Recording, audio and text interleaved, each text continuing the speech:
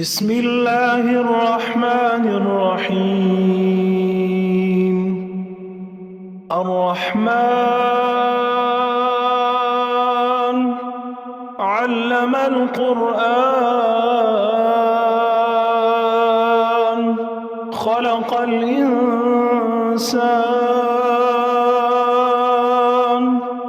علمه البيان. الشمس والقمر بحسبان والنجم والشجر يسجدان والسماء رفعها ووضع الميزان ألا تطغوا في الميزان وأقيموا الوزن بالقسط ولا تخسروا الميزان. والأرض وضعها للأنام فيها فاكهة والنخل ذات الأكمام والحب ذو العصف والريحان. فبأي آلاء ربكما تكذبان؟ خلق الإنسان من صلصال كالفخار وخلق الجان من مارج من نار. فبأي آلاء ربكما تكذبان؟ رب المشرقين ورب المغربين. فبأي آلاء ربكما تكذبان؟ مرج البحرين يلتقيان بينهما برزخ لا يبغيان. فبأي آلاء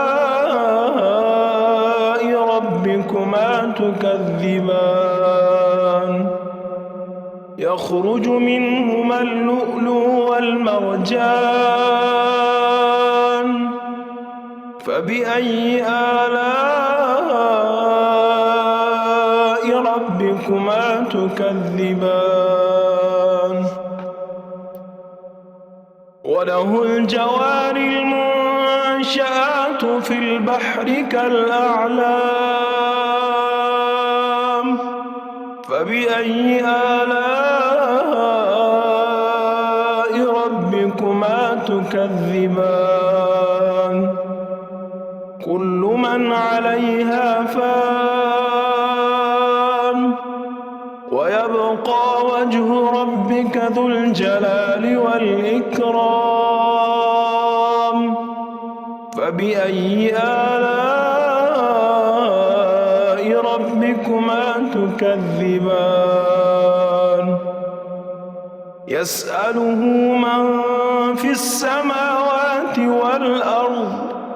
كل يوم هو في شأن. فبأي آلاء ربكما تكذبان؟ سنفرغ لكم أيها الثقلان. فبأي آلاء ربكما تكذبان؟ يا معشر الجن والإنس استطعتم أن تنفذوا من أقطار السماوات والأرض فانفذوا لا تنفذون إلا بسلطان.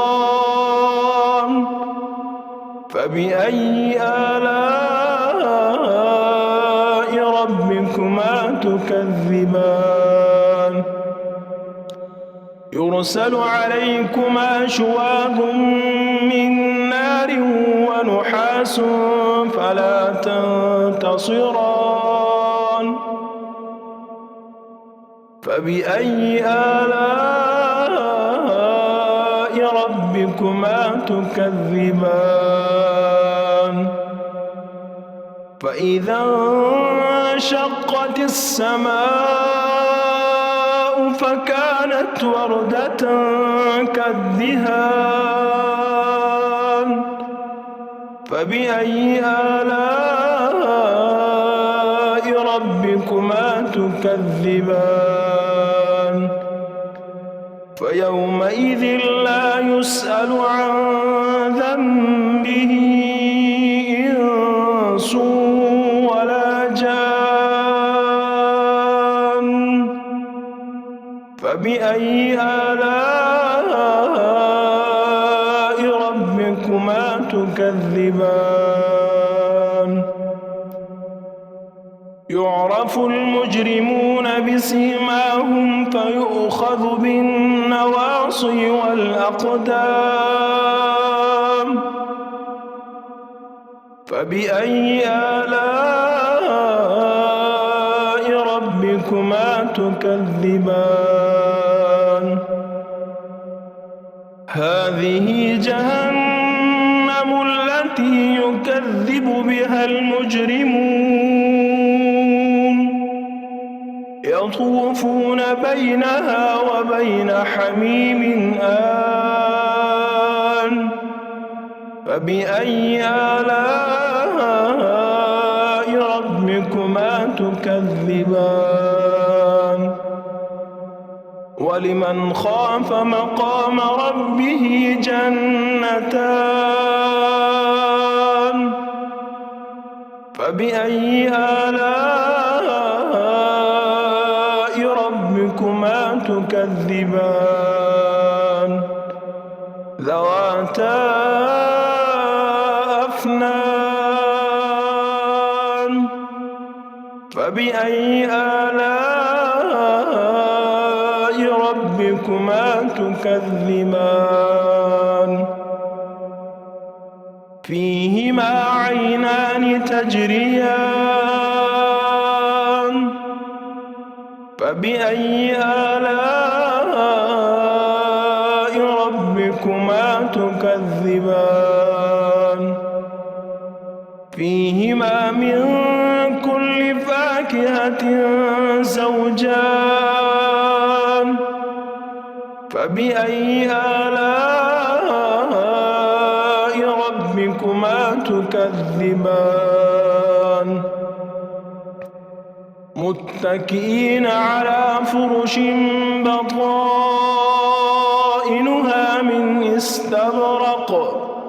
وجنى الجنتين دان فبأي آلاء ربكما تكذبان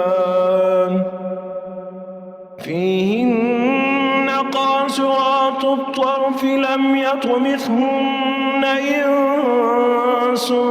قبلهم ولا جان فبأي آلاء ربكما تكذبان كأنهن الياقوت والمرجان فبأي آلاء ربكما تكذبان هل جزاء الإحسان إلا الإحسان فبأي آلاء ربكما تكذبان ومن دونهما جنتان فبأي آلاء ربكما تكذبان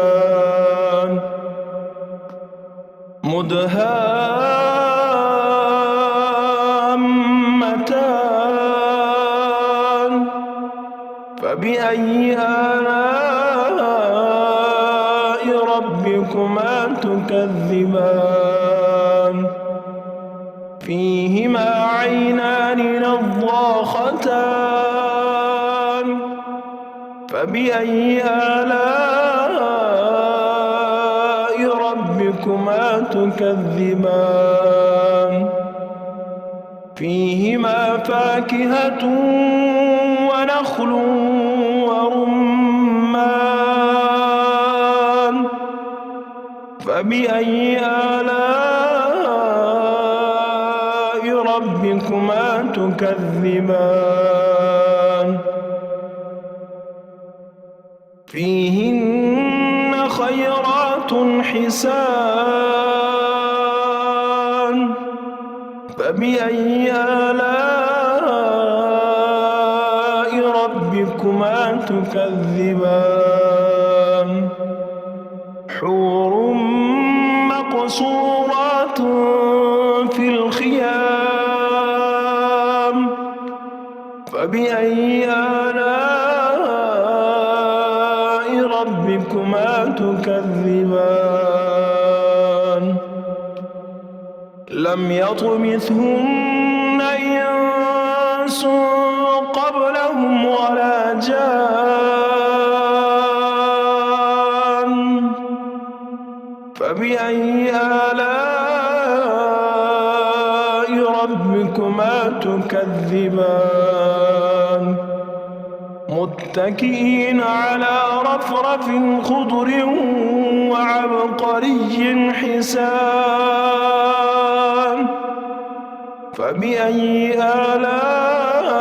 آلاء ربكما تكذبان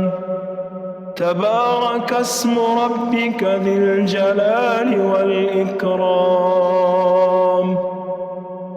بسم الله الرحمن الرحيم ياسين والقرآن الحكيم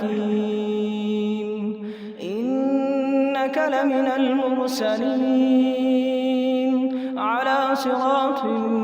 مستقيم تنزيل العزيز الرحيم لتنذر قوما ما أنذر آباؤهم فهم غافلون لقد حق القول على أكثرهم فهم لا يؤمنون إنا جعلنا في أعناقهم أغلالا فهي إلى الأذقان فهم مقمحون وجعلنا من بين أيديهم سدا ومن خلفهم سدا فأغشيناهم فهم لا يبصرون وسواء عليهم أنذرتهم أم لم تنذرهم لا يؤمنون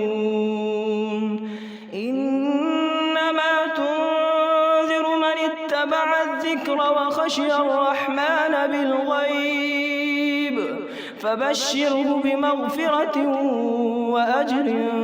كريم إنا نحن نحيي الموتى ونكتب ما قدموا وآثارهم وكل شيء أحصيناه في إمام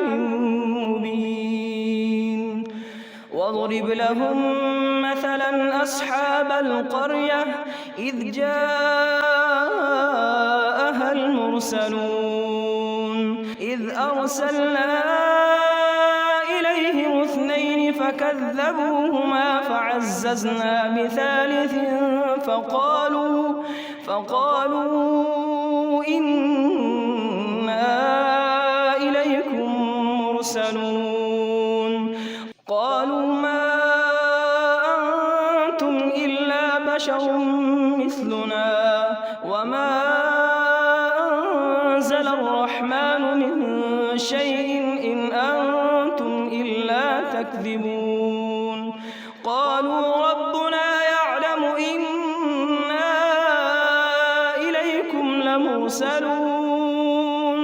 وما علينا إلا البلاغ المبين. قالوا إنا تطيرنا بكم لئن لم تنتهوا لنرجمنكم وليمسنكم منا عذاب أليم. قالوا طائركم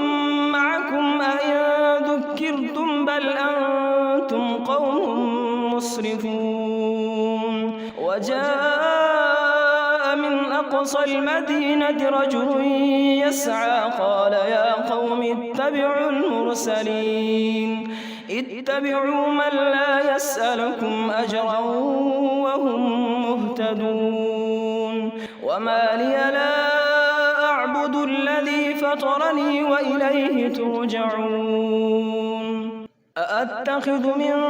دونه آلهة إن يردني الرحمن بضر لا تغن عني شفاعتهم شيئا ولا ينقذون. إني إذا لفي ضلال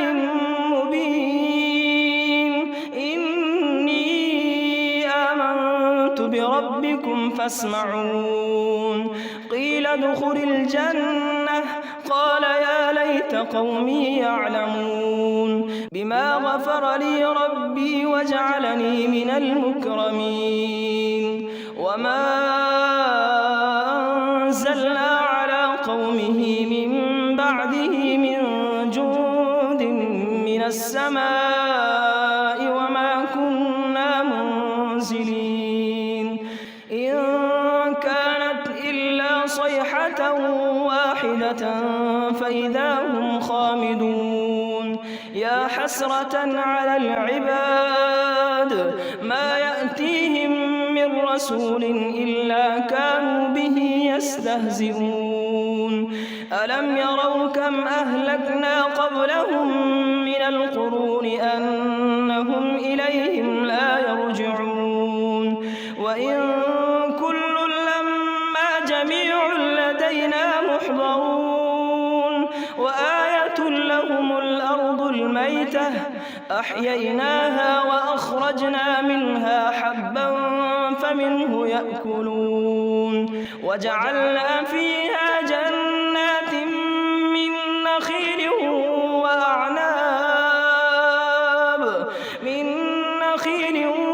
وأعناب وفجرنا فيها من العيون ليأكلوا من ثمره وما عملته أيديهم أفلا يشكرون. سبحان الذي خلق الأزواج كلها مما تنبت الأرض ومن أنفسهم ومما لا يعلمون. وآية لهم الليل نسلخ منه النهار فإذا هم مظلمون. والشمس تجري لمستقر لها ذلك تقدير العزيز العليم. والقمر قدرناه منازل حتى عاد كالعرجون القديم. لا الشمس ينبغي لها أن تدرك القمر ولا الليل سابق النهار وكل في فلك يسبحون. وآية لهم أنا حملنا ذريتهم في الفلك المشحون وخلقنا لهم من مثله ما يركبون. وإن نشأ نغرقهم فلا صريخ لهم ولا هم ينقذون إلا رحمة منا ومتاعا إلى حين. وإذا قيل لهم اتقوا ما بين أيديكم وما خلفكم لعلكم ترحمون. وما تأتيهم من آية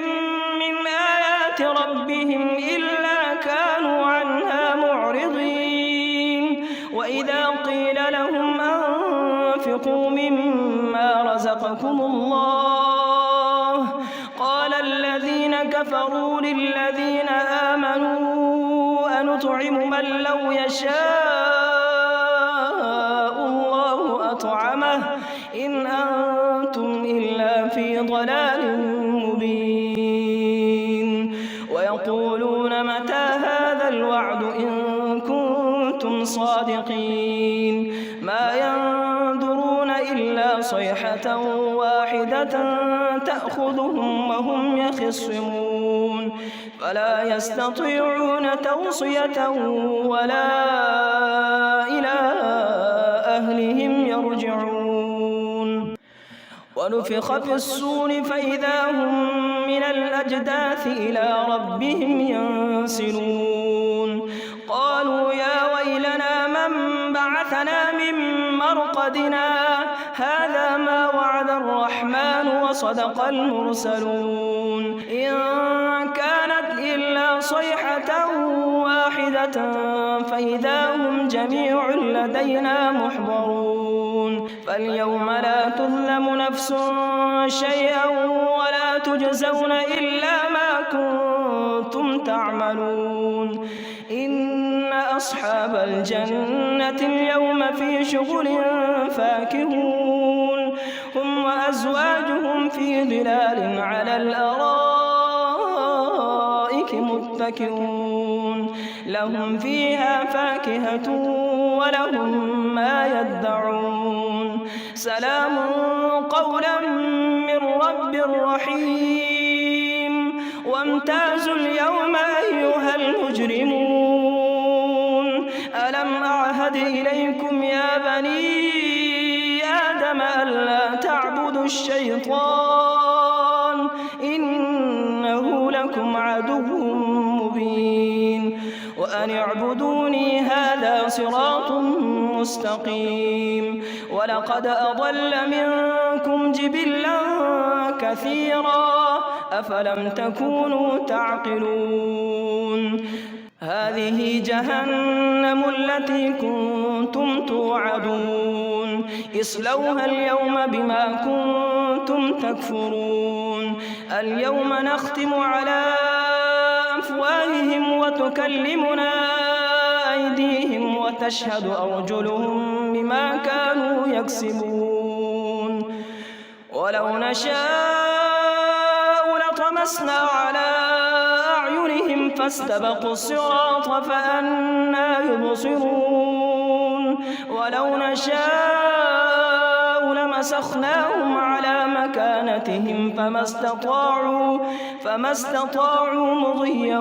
ولا يرجعون ومن نعمره نكسه في الخلق أفلا يعقلون وما علمناه الشعر وما ينبغي له إن هو إلا ذكر وقرآن مبين لينذر من كان حيا ويحق القول على الكافرين أولم يروا أنا خلقنا لهم مما عملت أيدينا أنعاما فهم لها مالكون وذللناها لهم فمنها ركوبهم ومنها يأكلون ولهم فيها منافع ومشارب أفلا يشكرون واتخذوا من دون الله آلهة لعلهم ينصرون لا يستطيعون نصرهم وهم لهم جند محضرون فلا يحزنك قولهم إنا نعلم ما يسرون وما يعلنون أولم ير الإنسان أنا خلقناه من نطفة فإذا هو خصيم مبين وضرب لنا مثلا ونسي خلقه قال من يحيي العظام وهي رميم قل يحييها الذي أنشأها أول مرة وهو بكل خلق عليم الذي جعل لكم من الشجر الأخضر نارا فإذا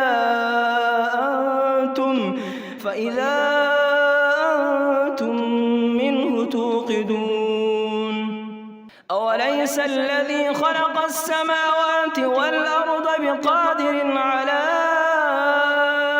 أن يخلق مثلهم بلى وهو الخلاق العليم إنما أمره إذا أراد شيئا أن يقول له كن فيكون فسبحان الذي بيده ملكوت كل شيء وإليه ترجعون.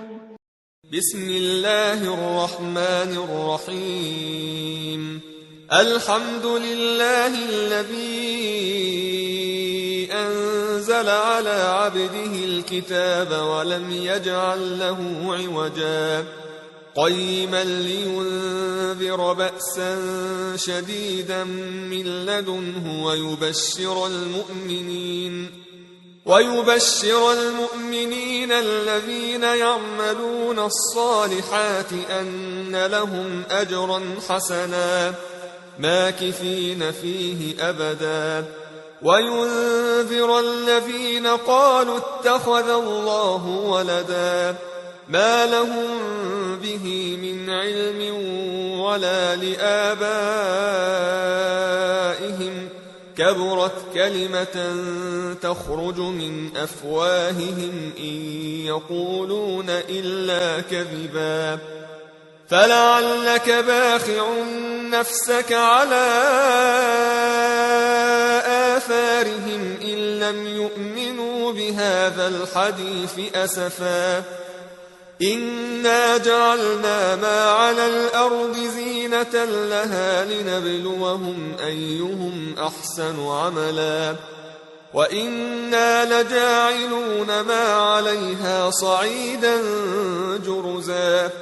أم حسبت أن أصحاب الكهف والرقيم كانوا من آياتنا عجبا إذ أوى الفتية إلى الكهف فقالوا ربنا آتنا من لدنك رحمة وهيئ لنا من أمرنا رشدا فضربنا على آذانهم في الكهف سنين عددا ثم بعثناهم لنعلم أي الحزبين أحصى لما لبثوا أمدا نحن نقص عليك نبأهم بالحق إنهم فتية آمنوا بربهم وزدناهم هدى وربطنا على قلوبهم إذ قاموا فقالوا ربنا رب السماوات والأرض لن ندعو من دونه إلها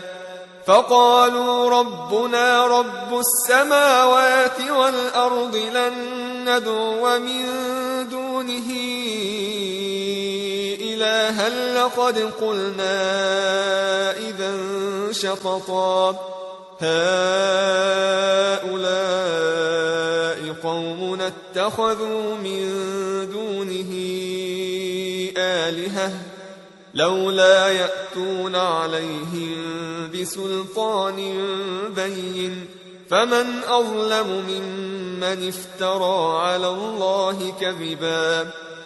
وإذ اعتزلتموهم وما يعبدون إلا الله فأووا إلى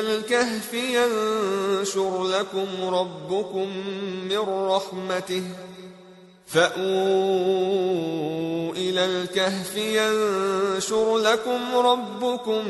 من رحمته ويهيئ لكم من أمركم مرفقا وترى الشمس إذا طلعت تزاور عن كهفهم ذات اليمين وإذا غربت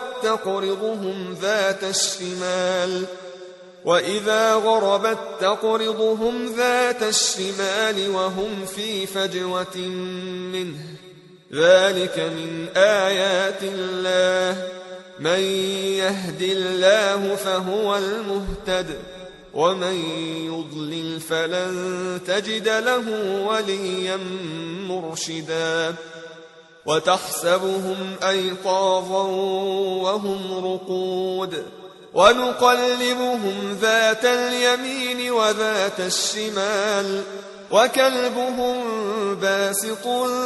ذراعيه بالوصيد لو اطلعت عليهم لوليت منهم فرارا ولملئت منهم رعبا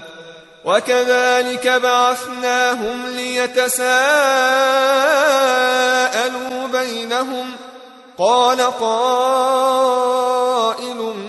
منهم كم لبثتم قالوا لبثنا يوما أو بعض يوم قالوا ربكم أعلم بما لبثتم فابعثوا أحدكم بورقكم هذه إلى المدينة فلينظر أيها أزكى طعاما فليأتكم برزق منه وليتلطف ولا يشعرن بكم أحدا إنهم إن يظهروا عليكم يرجموكم أو يعيدوكم في ملتهم ولن تفلحوا إذن أبدا وكذلك أعثرنا عليهم ليعلموا أن وعد الله حق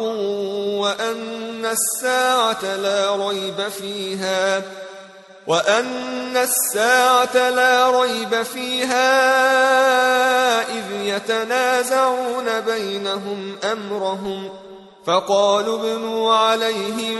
بنيانا ربهم أعلم بهم قال الذين غلبوا على أمرهم لنتخذن عليهم مسجدا سيقولون ثلاثة رابعهم كلبهم ويقولون خمسة سادسهم كلبهم رجما بالغيب ويقولون سبعة وثامنهم كلبهم قل ربي أعلم بعدتهم ما يعلمهم إلا قليل فلا تمار فيهم إلا مراء ظاهرا ولا تستفت فيهم منهم أحدا ولا تقولن لشيء إني فاعل ذلك غدا إلا أن يشاء الله واذكر ربك إذا نسيت وقل عسى أن يهديني ربي لأقرب من هذا رشدا ولبثوا في كهفهم 300 سنين وازدادوا 9 قل الله أعلم بما لبثوا له غيب السماوات والأرض أبصر به وأسمع ما لهم من دونه من ولي ولا يشرك في حكمه أحدا واتل ما أوحي إليك من كتاب ربك لا مبدل لكلماته ولن تجد من دونه ملتحدا واصبر نفسك مع الذين يدعون ربهم بالغداة والعشي يريدون وجهه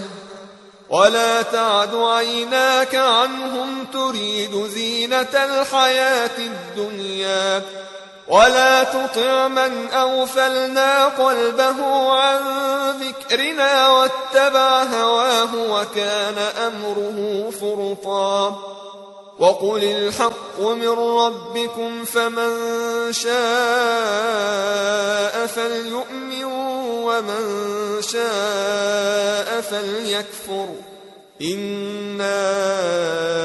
أعتدنا للظالمين نارا أحاط بهم سرادقها إنا أعتدنا للظالمين نارا أحاط بهم سرادقها وإن يستغيثوا يغاثوا بماء كالمهل يشوي الوجوه بئس الشراب وساءت مرتفقا إن الذين آمنوا وعملوا الصالحات إنا لا نضيع أجر من أحسن عملا أولئك لهم جنات عدن تجري من تحتهم الأنهار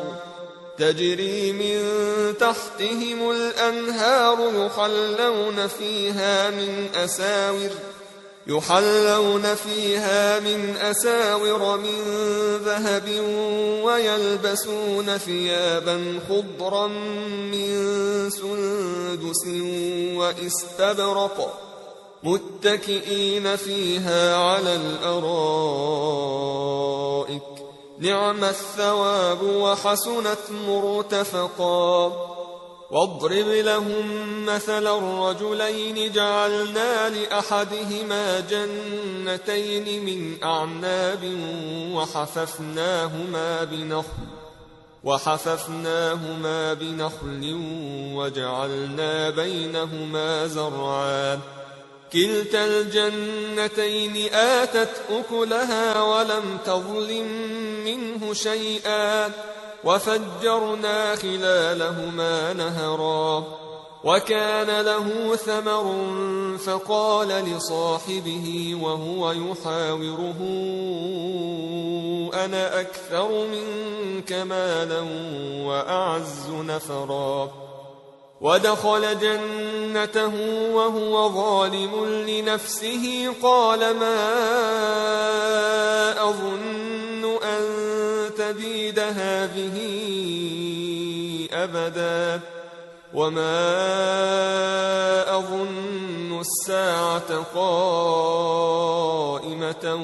ولئن رددت إلى ربي لأجدن خيرا منها منقلبا قال له صاحبه وهو يحاوره أكفرت بالذي خلقك من تراب ثم من نطفة ثم سواك رجلا لكن هو الله ربي ولا أشرك بربي أحدا ولولا إذ دخلت جنتك قلت ما شاء الله لا قوة إلا بالله إن ترني أنا أقل منك مالا وولدا فعسى ربي أن يؤتيني خيرا من جنتك ويرسل عليها حسبانا من السماء فتصبح صعيدا زلقا أو يصبح ماؤها غورا فلن تستطيع له طلبا وأحيط بثمره فأصبح يقلب كفيه على ما أنفق فيها وهي خاوية على عروشها ويقول يا ليتني لم أشرك بربي أحدا ولم تكن له فئة ينصرونه من دون الله وما كان منتصرا هنالك الولاية لله الحق هو خير ثوابا وخير عقبا واضرب لهم مثل الحياة الدنيا كماء إن أنزلناه من السماء فاختلط به نبات الأرض فأصبح هشيما تذروه الرياح وكان الله على كل شيء مقتدرا المال والبنون زينة الحياة الدنيا والباقيات الصالحات خير عند ربك ثوابا وخير أملا ويوم نسير الجبال وترى الأرض بارزة وحشرناهم فلم نغادر منهم أحدا وعرضوا على ربك صفا لقد جئتمونا كما خلقناكم أول مرة بل زعمتم أن لن نجعل لكم موعدا ووضع الكتاب فترى المجرمين مشفقين مما فيه ويقولون يا ويلتنا ما لهذا الكتاب لا يغادر صغيرة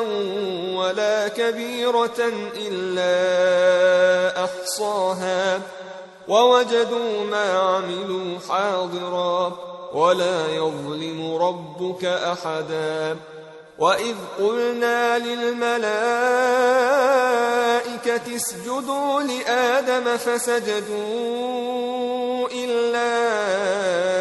إبليس كان من الجن ففسق عن أمر ربه أفتتخذونه وذريته أولياء من دوني وهم لكم عدو بئس للظالمين بدلا ما أشهدتهم خلق السماوات والأرض ولا خلق أنفسهم وما كنت متخذ المضلين عضدا ويوم يقول نادوا شركائي الذين زعمتم فدعوهم فلم يستجيبوا لهم وجعلنا بينهم موبقا ورأى المجرمون النار فظنوا أنهم مواقعوها ولم يجدوا عنها مصرفا ولقد صرفنا في هذا القرآن للناس من كل مثل وكان الإنسان أكثر شيء جدلا وما منع الناس أن يؤمنوا إذ جاءهم الهدى ويستغفروا ربهم إلا أن تأتيهم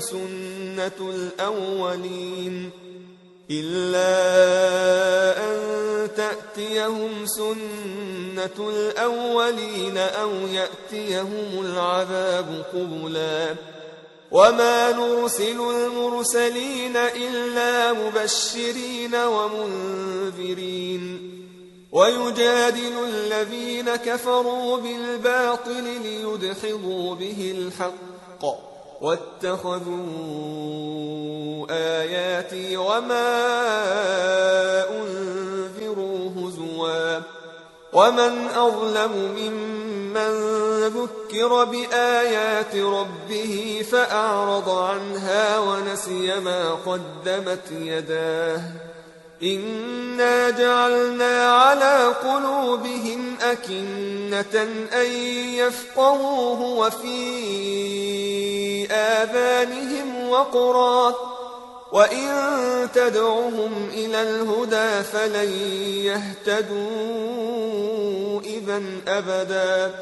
وربك الغفور ذو الرحمة لو يؤاخذهم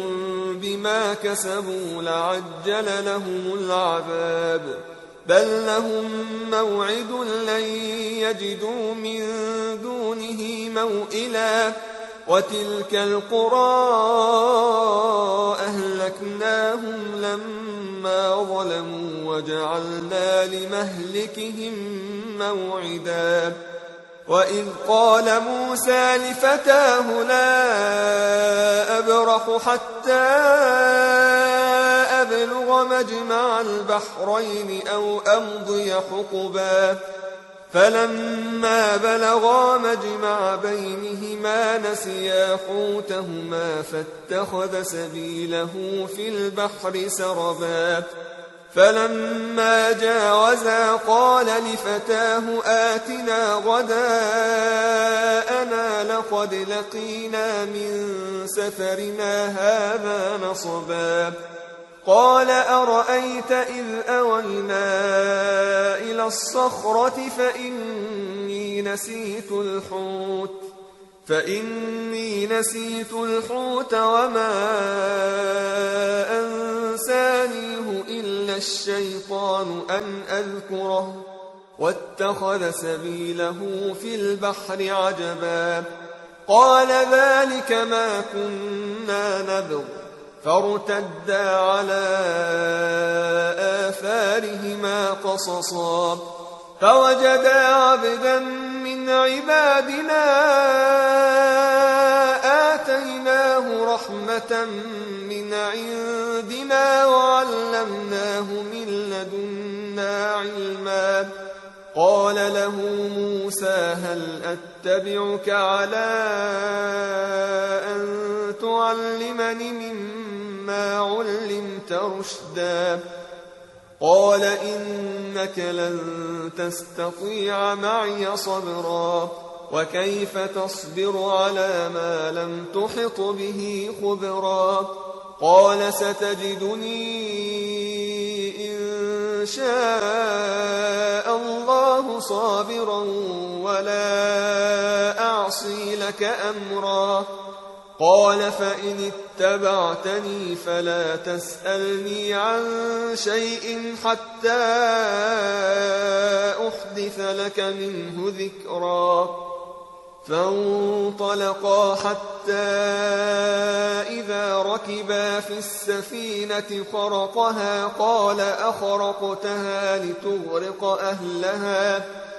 قال أخرقتها لتغرق أهلها لقد جئت شيئا إمرا قال ألم أقل إنك لن تستطيع معي صبرا قال لا تؤاخذني بما نسيت ولا ترهقني من أمري عسرا فانطلقا حتى إذا لقيا غلاما فقتله قال أقتلت نفسا زكية بغير نفس لقد جئت شيئا نكرا قال ألم أقل لك إنك لن تستطيع معي صبرا قال إن سألتك عن شيء بعدها فلا تصاحبني قد بلغت من لدني عذرا فانطلقا حتى إذا أتيا أهل قرية استطعما أهلها فأبوا أن يضيفوهما فوجدا فيها جدارا يريد أن ينقض فأقامه قال لو شئت لاتخذت عليه أجرا قال هذا فراق بيني وبينك سأنبئك بتأويل ما لم تستطع عليه صبرا أما السفينة فكانت لمساكين يعملون في البحر فأردت أن أعيبها وكان وراءهم ملك يأخذ كل سفينة غصبا وأما الغلام فكان أبواه مؤمنين فخشينا أن يرهقهما طغيانا وكفرا فأردنا أن يبدلهما لهما ربهما خيرا منه زكاة وأقرب رحما. وأما الجدار فكان لغلامين يتيمين في المدينة وكان تحته كنز لهما وكان أبوهما صالحا فأراد ربك أن يبلغا أشدهما ويستخرجا كنزهما رحمة من ربك وما فعلته عن أمري ذلك تأويل ما لم تسطع عليه صبرا. ويسألونك عن ذي القرنين قل سأتلو عليكم منه ذكرا. إنا مكنا له في الأرض وآتيناه من كل شيء سببا فأتبع سببا حتى إذا بلغ مغرب الشمس وجدها تغرب في عين حمئة ووجد عندها قوما قلنا يا ذا القرنين إما أن تعذب وإما أن تتخذ فيهم حسنا. قال أما من ظلم فسوف نعذبه ثم يرد إلى ربه فيعذبه عذابا نكرا. وأما من آمن وعمل صالحا فله جزاء الحسنى وسنقول له من أمرنا يسرا. ثم أتبع سببا حتى إذا بلغ مطلع الشمس وجدها تطلع على قوم لم نجعل لهم من دونها سترا. كذلك وقد أحطنا بما لديه خبرا. ثم أتبع سببا حتى إذا بلغ بين السدين وجد من دونهما قوما لا يكادون يفقهون قولا. قالوا يا ذا القرنين إن يأجوج ومأجوج مفسدون في الأرض فهل نجعل لك خرجا على أن تجعل بيننا وبينهم سدا. قال ما مكني فيه ربي خير فأعينوني بقوة أجعل بينكم وبينهم ردما. آتوني زبر الحديد حتى إذا ساوى بين الصدفين قال انفخوا حتى إذا جعله نارا قال آتوني أفرغ عليه قطرا. فما استطاعوا أن يظهروه وما استطاعوا له نقبا. قال هذا رحمة من ربي فإذا جاء وعد ربي جعله دكاء وكان وعد ربي حقا. وتركنا بعضهم يومئذ يموج في بعض ونفخ في الصور فجمعناهم جمعا.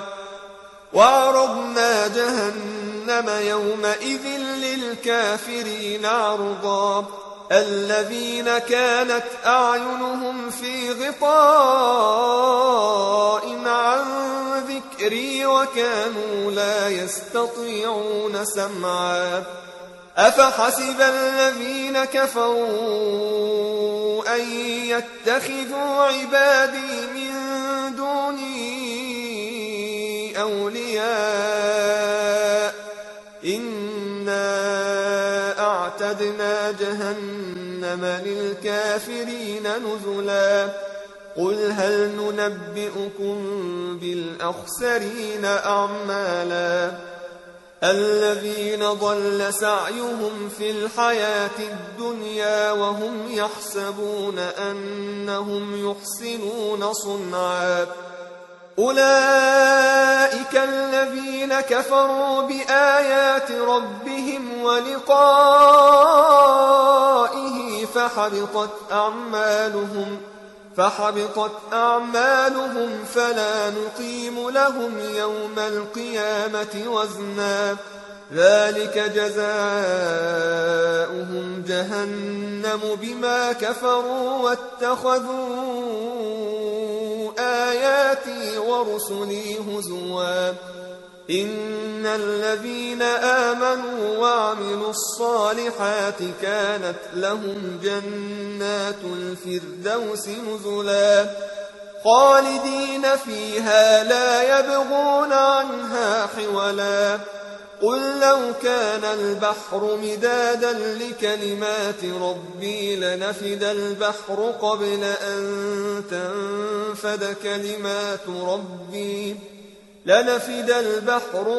أن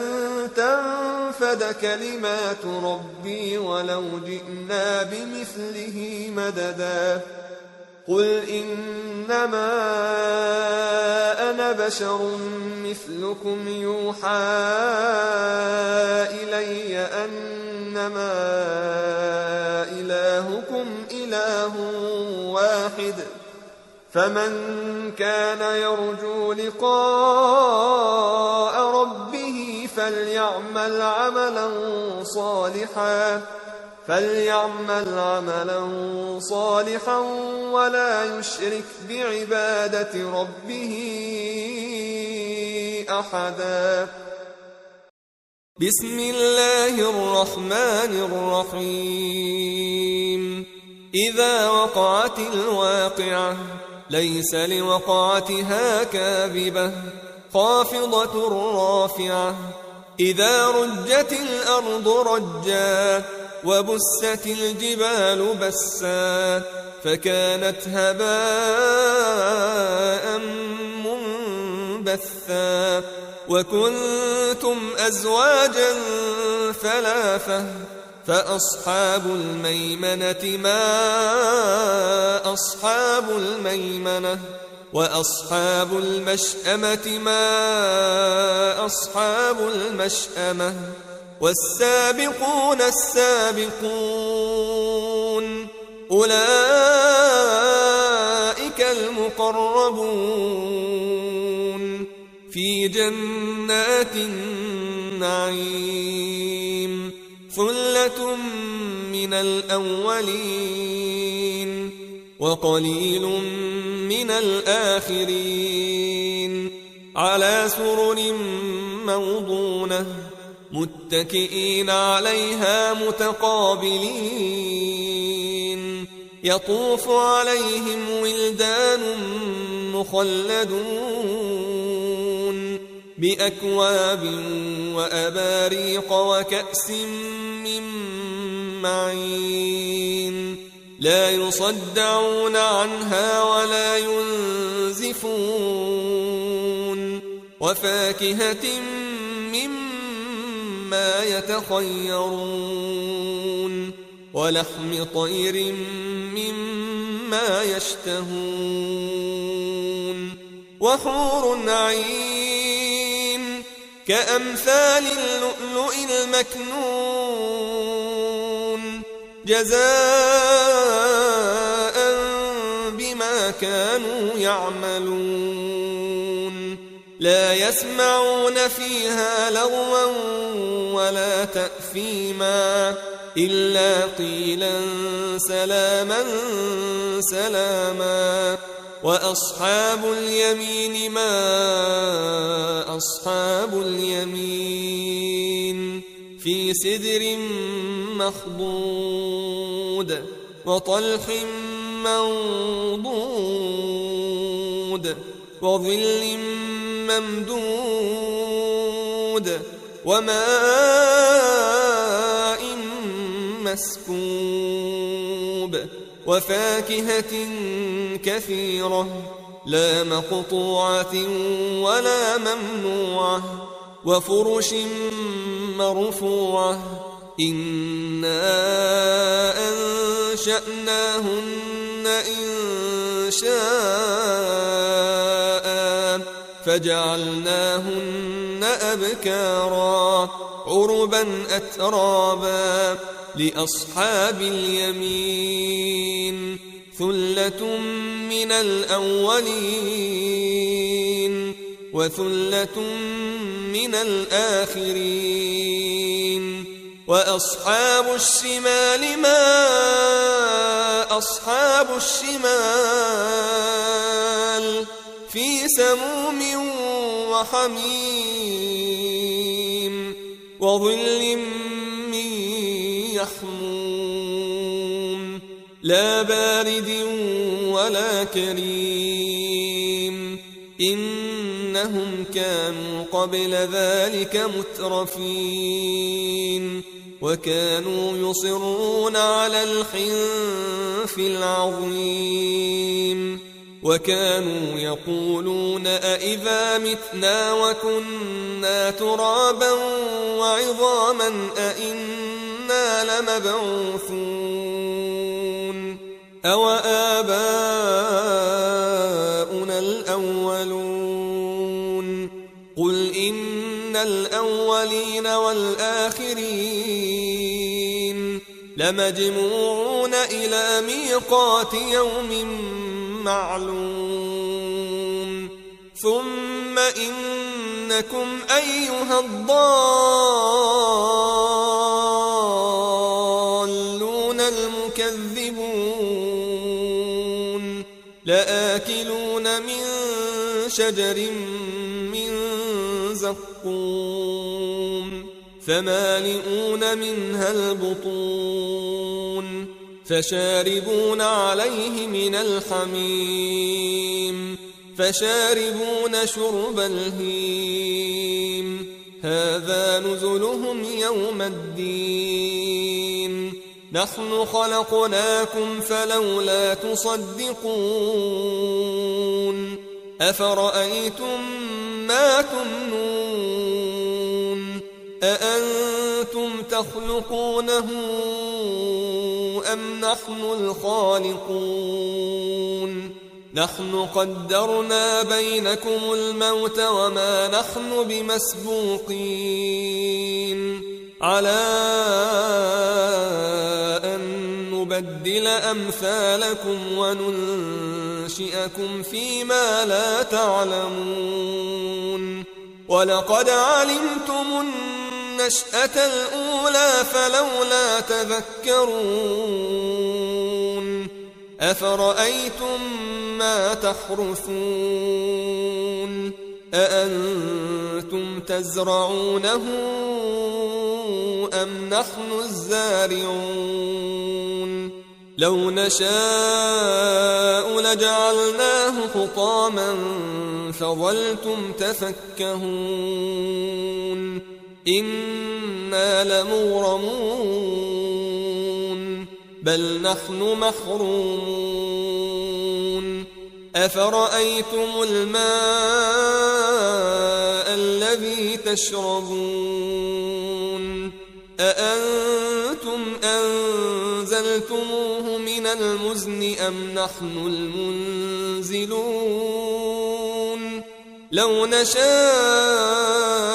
جعلناه أجاجا فلولا تشكرون أفرأيتم النار التي تورون أأنتم أنشأتم شجرتها أم نحن المنشئون نحن جعلناها تذكرة ومتاعا للمقوين فسبح باسم ربك العظيم فلا أقسم بمواقع النجوم وإنه لقسم لو تعلمون عظيم إنه لقرآن كريم في كتاب مكنون لا يمسه إلا المطهرون تنزيل من رب العالمين أفبهذا الحديث أنتم مدهنون وتجعلون رزقكم أنكم تكذبون فلولا إذا بلغت الحلقوم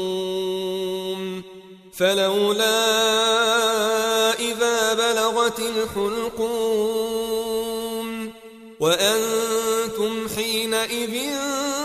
تنظرون ونحن أقرب إليه منكم ولكن لا تبصرون فلولا إن كنتم غير مدينين ترجعونها إن كنتم صادقين فأما إن كان من المقربين فروح وريحان وجنة نعيم وأما إن كان من أصحاب اليمين فسلام لك من أصحاب اليمين وأما إن كان من المكذبين الضالين